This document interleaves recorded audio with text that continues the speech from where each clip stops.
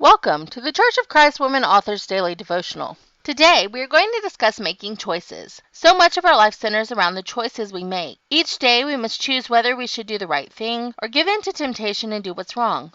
While we can't foresee the ultimate outcome of any choice that we make, aside from knowing if we will remain faithful to God by making the right choice, sometimes our bad choices set us on a path of destruction that we may have never dreamed of. For a moment, imagine you're flipping through the television and you come across a program that you know you shouldn't be watching. Unfortunately, our televisions are full of things that Christians should not be watching, and in the privacy of our own homes, it is tempting to watch something that we know is wrong. In fact, it is downright easy to do so. When something comes on the screen that we know we shouldn't be watching, we have a choice to make. We can turn the channel, or we can linger. The choice is ours. A long time ago, King David found himself in a similar position, and the situation is recorded in 2 Samuel chapter 11 through chapter 12, verse 23. Instead of reading the entire account, let me paraphrase the incident for you. One night, as David was walking along the rooftops, he happened to see a beautiful woman bathing. I suspect there have been times that we have all had something pop up in front of our eyes that we didn't need to see.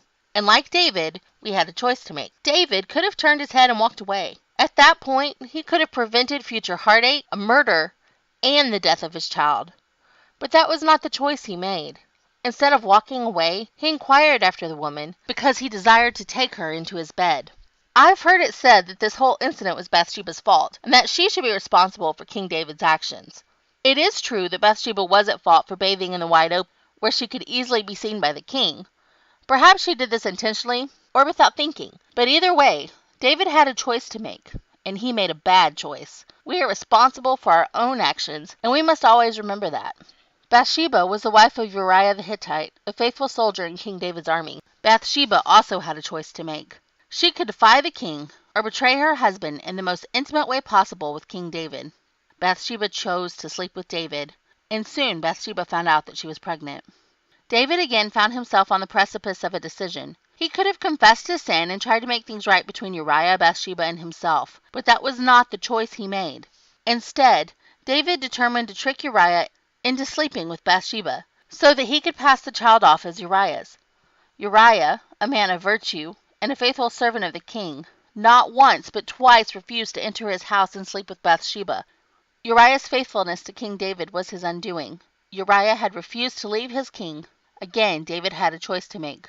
David, realizing the predicament he was in, sent Uriah back to the battle and commanded that Joab place Uriah in the thickest part of the battle and withdraw his troops, leaving him alone so that he would be killed. How sad! Uriah was faithful to King David, a warrior and a husband, and King David had him killed in order to cover up adultery and an unexpected pregnancy. After David was tangled up in sin, and after Uriah's death, he was confronted by the prophet Nathan.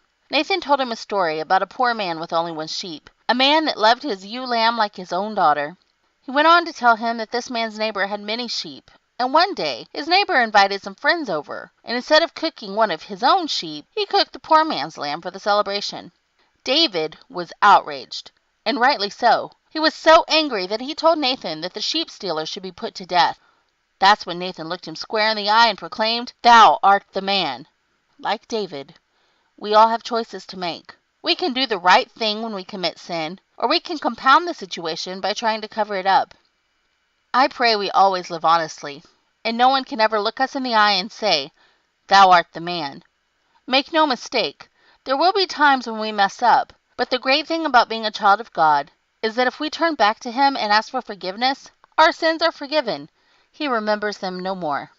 Thanks so much for listening to the Church of Christ Women Authors Daily Devotional. I want to encourage you to visit your local Church of Christ and to also stop by the blog at www.churchofchristwomenauthors.blogspot.com. If you have any questions, please feel free to email me at churchofchristwomenauthors@gmail.com. Thanks again for listening, and I hope you have a fantastic day.